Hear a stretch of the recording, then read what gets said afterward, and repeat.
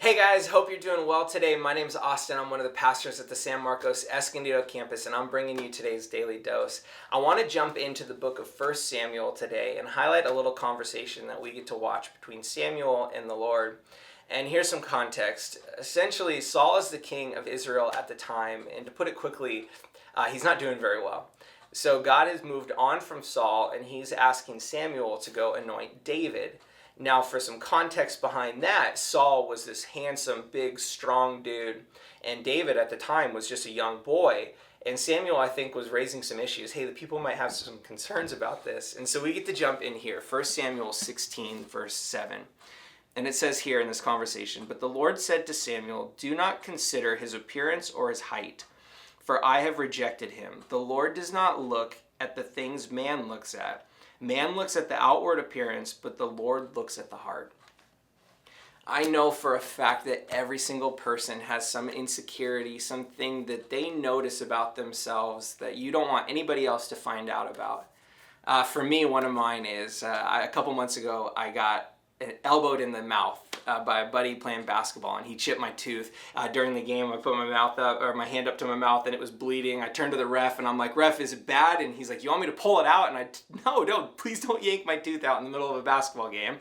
I end up getting home and realized that it's not as bad as I thought it was, but every once in a while, you'll get a glimpse of this big crack in my tooth, and it's something that I notice every single day, and I really don't want people to notice it.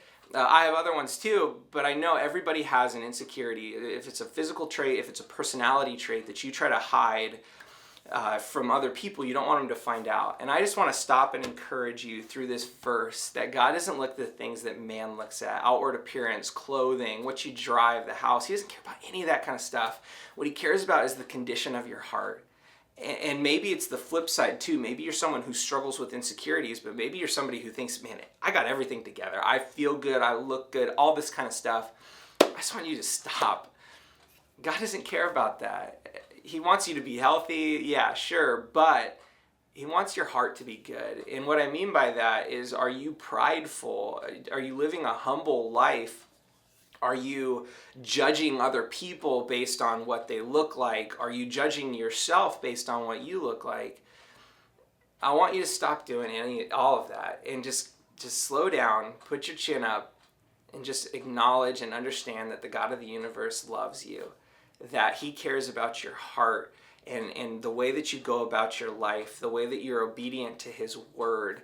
And if that's at school, if that's at home, the way you act, the way that you respond to people, just slow down and realize that God has placed you in a spot and created you to be the person that you are right now, to do some amazing stuff in his kingdom. If that's influencing a group of friends, if that's showing some love to somebody who people don't love, I just want to encourage you to have eyes for that kind of stuff. And I know sometimes our insecurities can slow us down because they put us in this defensive position where we don't feel comfortable going out on a limb and talking to a certain person or whatever that looks like for you. And so at the end of the day, God's saying, "Hey, Samuel, I don't look at the things that man looks at. I look at the heart."